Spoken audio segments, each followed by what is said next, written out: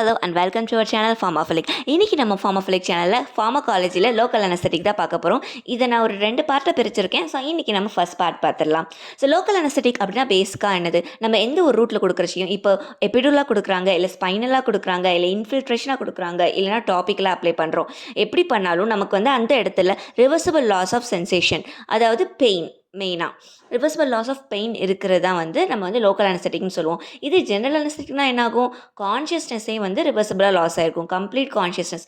இதில் வந்து நமக்கு அந்த சென்சரி ப்ரிசெப்ஷன் மட்டும் லாஸ் ஆகிருக்கும் ரிவர்சிபிளாக. ஸோ அதனால தான் இதுக்கு பேர் வந்து லோக்கல் அனஸ்தட்டிக் அப்படின்னு சொல்கிறாங்க. ஸோ இதில் பேசிக்காக நம்ம வீட்டில் கூட நம்ம லோக்கல் அனஸ்தட்டிக் யூஸ் பண்ணுறோம். இது என்னென்னு பார்த்தீங்கன்னா கூலிங் சென்சேஷனை வச்சு தான். நமக்கு உடனே ஒரு இடத்துல இடிச்சுக்கிட்டோம், வீங்கி இருக்குது, வலிக்குது அப்படின்னா நம்ம என்ன பண்ணுவோம், ஐஸ் எடுத்து வைப்போம்ல. ஸோ அதுவே ஒரு பேசிக்காக நம்ம வீட்டில் வந்து ஹோம் ரெமடியாக யூஸ் பண்ணுற ஒரு லோக்கல் அனஸ்தட்டிக் தான். இப்போது நம்ம வந்து கெமிஸ்ட்ரிக்குள்ளே போகலாம். கெமிஸ்ட்ரியில் பார்த்தோன்னா லோக்கல் அனஸ்தட்டிக் வந்து வீக் பேஸஸாக தான் மேக்ஸிமம் இருக்கும். அதில் ஸ்ட்ரக்சர் பார்த்தீங்கன்னா 2 ஸ்ட்ரக்சராக வந்து 2 பார்ட்டை வந்து பிரிக்கலாம். ஒரு ஸ்ட்ரக்சரை ஒன்று அரோமேட்டிக் பார்ட், இன்னொன்று அமினோ பார்ட். ஸோ இந்த அரோமேட்டிக் பார்ட் எப்போவுமே எப்படி இருக்கும், லிப்போஃபிலிக்காக இருக்கும். இந்த அமினோ பார்ட் எப்போவுமே எப்படி இருக்கும், ஹைட்ரோஃபிலிக்காக இருக்கும். இந்த 2 பார்ட்டையும் அப்போ ஜாயின் பண்ணணும் இல்லையா, அந்த ஜாயின் பண்ணுற செயின் தான் வந்து 2 டைப்பாக இருக்குது. ஒன்று எஸ்டராக இருக்கலாம், இல்லைனா அமைடாக இருக்கலாம். ஓகேவா, இந்த ஜாயின் பண்ணக்கூடிய செயினோட நேச்சரை பொறுத்து இதை வந்து எஸ்டர் லிங்க்டு லோக்கல் அனஸ்தட்டிக்னு சொல்லலாம், இல்லைனா அமைட் லிங்க் லோக்கல் அனஸ்தட்டிக்னு சொல்கிறோம். இதில் என்ன பெருசாக டிஃபரன்ஸ் வந்துற போது, எஸ்எல் லிங்கான அமை லிங்கான ஒரே மாதிரி ப்ராப்பர்ட்டிஸ் தான் இருக்குமா அப்படின்னு கேட்டிங்கன்னா கிடையவே கிடையாது. 2க்குமே டிஃப்ரெண்ட் ப்ராப்பர்ட்டிஸ் இருக்குது. ஸோ அதுக்கு 2க்கும் இருக்கிற டிஃப்ரென்ஸை இப்போ நம்ம நெக்ஸ்ட் பார்த்துடலாம். ஸோ பேசிக்காக ஒரு அமை லிங்க் அப்படின்னு பார்த்தீங்கன்னா அதுக்கு intense and long lasting action இருக்கும். ஓகேவா, அப்போ இதுதான் வந்து நல்லா ஒர்க் ஆக போகிற டைப்புன்னு அர்த்தம். ஸோ இன்டென்ஸாகவும் இருக்கும், லாங் லாஸ்டிங்காகவும் இருக்கும். அதாவது அதோட எஃபெக்ட் வந்து நல்லா இருக்கும். பெயின் நல்லா தெரியாமையும் இருக்கும், நல்லா கம்ப்ளீட்டாக தெரியாமையும் இருக்கும், ரொம்ப நேரத்துக்கும் பெயின் தெரியாமல் இருக்கும். இதே எஸ்டர் லிங்க்னு பார்த்தீங்கன்னா ரொம்ப ஷார்ட் டியூரேஷனாக தான் இருக்கும், இன்டென்சிட்டியும் ரொம்ப கம்மியாக இருக்கும். லைட்டாக தான் பெயின் போயிருக்குமே தவிர கொஞ்சம் பெயின் நமக்கு தெரியறதுக்கு வாய்ப்பு இருக்குது. ஸோ இன்டென்சிட்டியும் கம்மியாக இருக்கும், டியூரேஷனும் கம்மியாக இருக்கும். அதே அமைடு அப்படிங்கிறது வந்து பிளாஸ்மாவில் ஆல்ஃபா-1 ஆசிட் கிளைகோப்ரோட்டீனோட போய் பைண்ட் ஆகிக்கிறோம். இது எங்கேயோ எனக்கு ஒரு கொஷனில் பார்த்த மாதிரி ஒரு ஞாபகம் இருக்குது. ஸோ இதை ஞாபகம் வச்சுக்கோங்க. ஸோ இந்த அமைலிங்க்டு லோக்கல் அனஸ்தட்டிக்லாம் எதில் வந்து பைண்ட் ஆகும் பிளாஸ்மாவில் அப்படின்றது வந்து கேட்டு கீழே நிறைய ஆப்ஷன்ஸ் கொடுத்துருந்தாங்க. ஸோ ஆல்ஃபா-1 ஆசிட் கிளைகோப்ரோட்டீன் அப்படிங்கிறத ஞாபகம் வச்சுக்கோங்க. இதே வந்து எஸ்டர்ஸ் அப்படி பார்த்தோன்னா இதுக்கு ரொம்ப ஹைப்பர் சென்சிட்டிவிட்டி இருக்கும். அந்த எஸ்டர் லிங்க்டு லோக்கல் அனஸ்தட்டிக்ஸ் எடுத்துக்கும் போது நமக்கு வந்து நிறைய ஹைப்பர் சென்சிட்டிவ் ரியாக்ஷன்ஸ், அதாவது அலர்ஜிக் ரியாக்ஷன்ஸ் வர்றதுக்கு அதிகமான வாய்ப்புகள் இருக்குது. ஆனால் அமை லிங்கில் பார்த்திங்கன்னா அந்த மாதிரி ஹைப்பர் சென்சிட்டிவ் ரியாக்ஷனும் ரொம்ப ரேராக தான் வரதுக்கு வாய்ப்பு இருக்குது. நமக்கு அலர்ஜிக் ரியாக்ஷன்ஸ்லாம் வரதுக்கு அவ்வளோவா வாய்ப்பு கிடையாது. அதனால் எஸ்டர்ஸோட கிராஸ் லிங்க் சென்சிட்டிவிட்டியும் இதுக்கு இருக்காது. ஸோ நமக்கு கொஞ்சம் ஹைப்பர் சென்சிட்டிவிட்டி வர்றதுக்கு வாய்ப்பு கம்மி தான். அதனால தான் இதை என்னமோ அமைட் தான் அதிகமாக யூஸ் பண்ணுறாங்க. எஸ்எல் லிங்க் ரொம்ப ரேராக தான் வந்து யூஸ் பண்ணுறாங்க.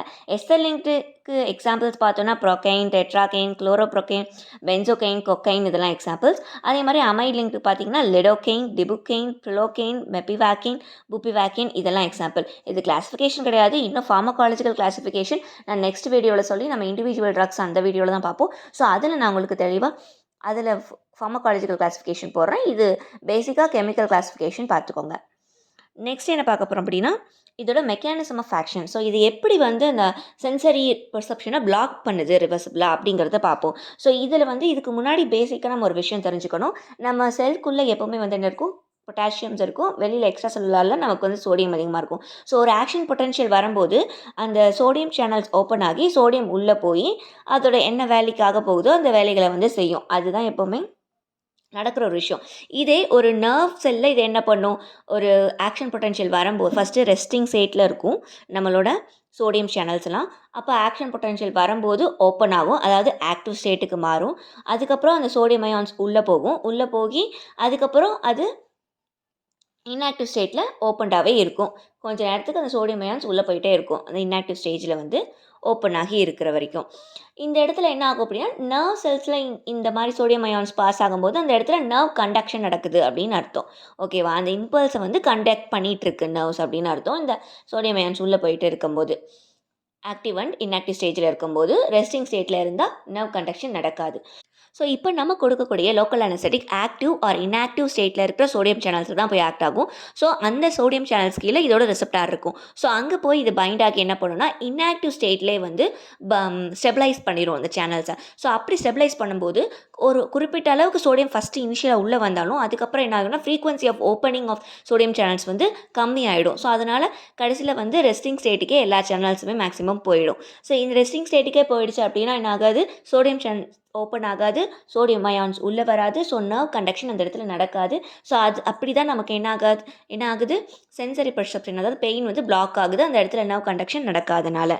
ஸோ இப்படி தான் வந்து ஆக்ட் ஆகும். அதே மாதிரி இதில் பேசிக்காக ஒரு விஷயம் நமக்கு தெரியணும், ஒரு செல்லுக்குள்ளே வந்து சோடியம் போகிற மாதிரி ஒரு செல்லுக்குள்ளே ஒரு ட்ரக்கு போகுது அப்படின்னாலே என்ன ஆகும், எப்போ போகும், என்ன ஸ்டேட்டில் அது இருக்கணும், அன்அயனைஸ்டு ஸ்டேட்டில் தான் மேக்ஸிமம் இருக்கணும். ஒரு பேசிக்காகவே எந்த ட்ரக்காக இருந்தாலும் அன்அயனைஸ்டு ஸ்டேட்டில் இருந்தால் தான் உள்ளே போய் ஈஸியாக இதாகும். ஸோ அந்த இடத்தோட பிஹெச்சும் நமக்கு ரொம்ப இம்பார்ட்டன்ட். பிஹெச் ரொம்ப கம்மியாக இருந்துச்சுன்னா லோக்கல் அனஸ்தெடிக் செல்லுக்கு வெளியிலே என்ன ஆகிடும், அயனைஸ் ஆகிடும். அது வெளியே அயனைஸ் ஆகுனா நம்பர் ஆஃப் லோக்கல் அனஸ்தெடிக்ஸ் அயான்ஸ் வந்து உள்ளே போகிறது அன்அயனைஸ்ட் அயான்ஸ் கம்மியாகிடும். ஸோ அதனால் உள்ளே போய் ஆக்ட் ஆகக்கூடிய லோக்கல் அனஸ்தெடிக்கோட மாலிகூல்ஸ் வந்து ரொம்ப கம்மியாக இருக்கும். ஸோ அதனால் பிகேஏ அப்படிங்கிறது ஒரு ட்ரக்குக்கு வந்து ரொம்ப இம்பார்ட்டன்ட். அது எவ்வளோ ஆக்ட் ஆகுது, எப்படி ஆக்ட் ஆகுது அப்படிங்கிறதுக்கு.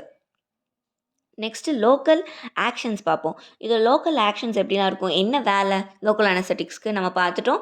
சென்சரி நர்வ் எண்டிங்ஸை ஒன்று பிளாக் பண்ணும், இல்லை நர்வ் ட்ரங்கையே பிளாக் பண்ணும், நியூரோமஸ்குலர் ஜங்ஷனை பிளாக் பண்ணும், கேங்லியானிக் சினாப்ஸ் அண்ட் ரிசெப்டார்ஸை பிளாக் பண்ணும். ஸோ இது எதெல்லாம் எதை பிளாக் பண்ண போகுது அப்படிங்கிறது நம்ம ட்ரக்கை பொறுத்தும் இருக்கும். அதே மாதிரி நம்ம ரூட் ஆஃப் அட்மினிஸ்ட்ரேஷன் இருக்குது. There are various techniques of administration.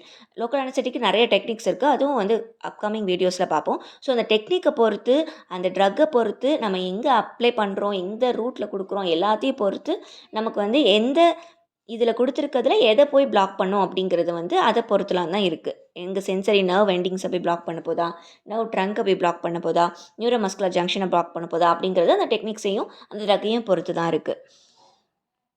So இதில் வந்து நமக்கு எல்லா இடத்தையுமே ஒரே மாதிரி பிளாக் பண்ணுமா அப்படின்னு பார்த்தா, அந்த நர்வ் ஃபைபர்ஸை வச்சே வந்து இதோட சென்சிட்டிவிட்டி வேரியபிளாக இருக்கும். எப்படின்னு பார்த்தீங்கன்னா, இப்போது ஸ்மாலர் ஃபைபர்ஸை வந்து ரொம்ப நல்லாவே பிளாக் பண்ணும் லார்ஜர் ஃபைபர்ஸை விட. அதே மாதிரி அவுட்டர் லேயர்ஸை வந்து ரொம்ப நல்லா பிளாக் பண்ணும் இன்னர் கோரில் இருக்க ஃபைபர்ஸை விட. வெளியில் தெரிகிற ஃபைபர்ஸை இன்னும் நல்லா பிளாக் பண்ணும். அதே மாதிரி ஆட்டோனமஸ் ஃபைபர்ஸை நல்லா பிளாக் பண்ணும் சென்சரி ஃபைபர்ஸை விட. மைலினேட்டட் ஃபைபர்ஸை வந்து நல்லா பிளாக் பண்ணும் நான் மைலினேட்டட் நர்வ் ஃபைபர்ஸை விட. மைலினேட்டட் நர்வ் ஃபைபர்ஸை தான் நல்லா பிளாக் பண்ணும். ஸோ இதெல்லாம் வந்து ஞாபகம் வச்சுக்கணும். இதையும் வந்து கொஷின்ஸில் கேட்பாங்க எப்போவுமே. இப்போ நான் மைலினேட்டட் நல்லா பிளாக் பண்ணுமா, மைலினேட்டட் நல்லா பிளாக் பண்ணுமா அப்படிங்கிறது வந்து அசர்ஷன் ரீசனாகவே கொடுத்து கேட்கலாம்.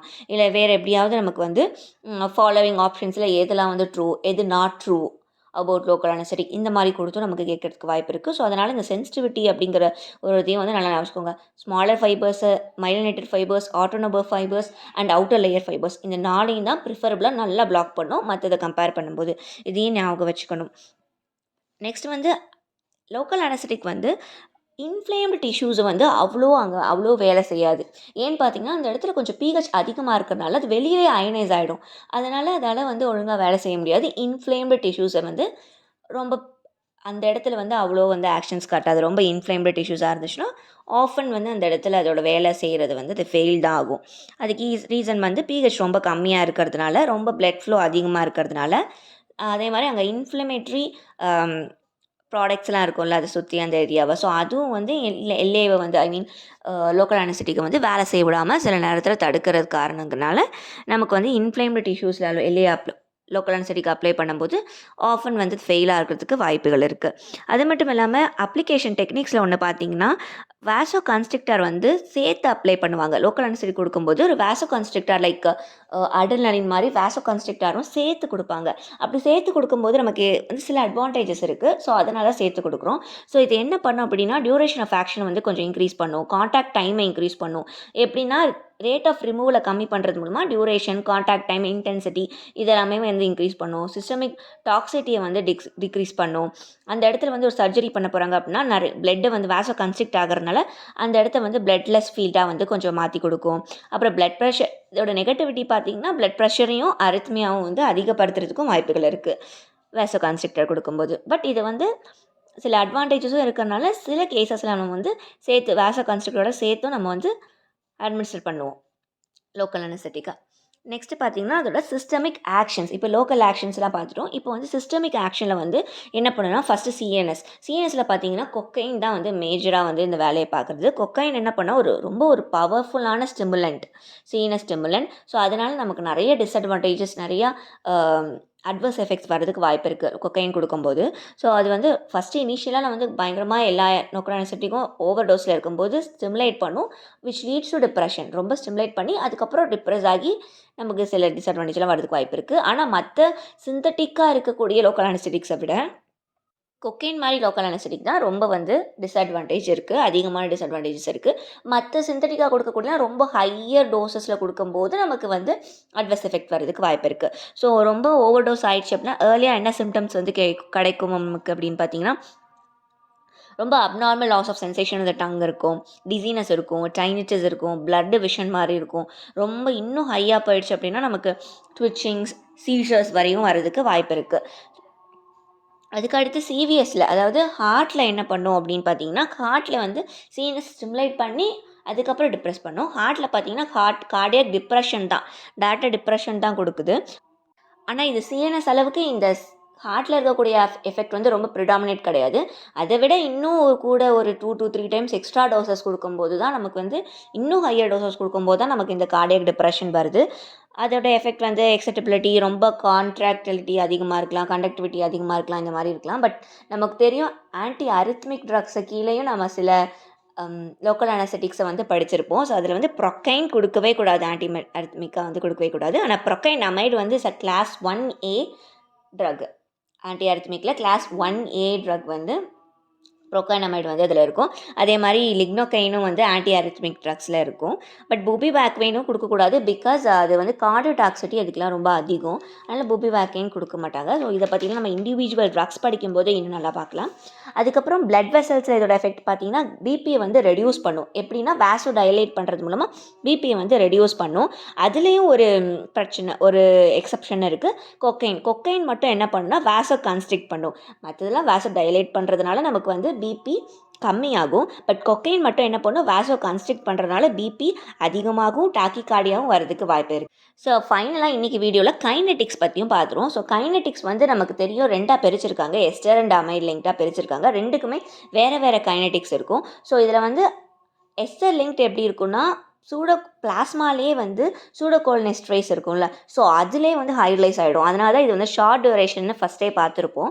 ஸோ டிஃப்ரென்ஸில் இது வந்து ஷார்ட் டியூரேஷன் ஏன்னு பார்த்தீங்கன்னா, எஸ்ட்ரேஸ் பிளாஸ்மா இருக்க எஸ்ட்ரேஸ் மூலமாகவே இது என்ன ஆகிடும், அங்கேயே வந்து இது மெட்டபலைஸ் ஆகி உடஞ்சிரும். மிச்சம் இருக்கிறது லிவரில் இருக்க எஸ்ட்ரேஸ் மூலமாக மெட்டபலைஸ் ஆகி வெளியே போயிடும். ஸோ அதனால தான் இது ஷார்ட் டியூரேஷன். இதே அமைட் லிங்க்ட் எப்படி இருக்கும் அப்படின்னு பார்த்தீங்கன்னா, லிவரில் இருக்க மைக்ரோஸ்கோம்ஸ் மூலமாக டீஆல்கலைஷன் மூலமாக தான் ஆர் ஹைட்ரோலைசிஸ் மூலமாக மட்டும்தான் அது வந்து மெட்டபலைஸ் ஆக போகுது. ஸோ அதனால் அது வரைக்கும் இது பிளாஸ்மாவில் இருக்கிற வரைக்கும் அது பிளாஸ்மா ப்ரோட்டீன், கிளைகோப்ரோட்டீனில் பைண்ட் ஆகி நமக்கு வந்து ஆக்ஷனை காட்டிட்டு தான் இருக்கும். ஸோ இதுதான் கைனெட்டிக்ஸில் இம்பார்ட்டண்ட்டாக ஞாபகம் வச்சுக்க வேண்டிய ஒன்று. அதே மாதிரி அமைட் லிங்க்டு எந்த பிளாஸ்மா ப்ரோட்டீனில் பைண்ட் ஆகும்னு சொல்லியிருக்கேன், ஆல்ஃபா-1 ஆசிட் கிளைகோப்ரோட்டீன். ஸோ இந்த பாயிண்ட்டையும் நல்லா ஞாபகம் வச்சுக்கோங்க. So individual drugs and classification மற்றதெல்லாமே வந்து நம்ம நெக்ஸ்ட் வீடியோவில் பார்ப்போம். நம்ம சேனலுக்கு சப்ஸ்கிரைப் பண்ணி சப்போர்ட் பண்ணுங்கள். உங்கள் ஃப்ரெண்ட்ஸ்க்கெலாம் இதை ஷேர் பண்ணுங்கள். தேங்க்யூ.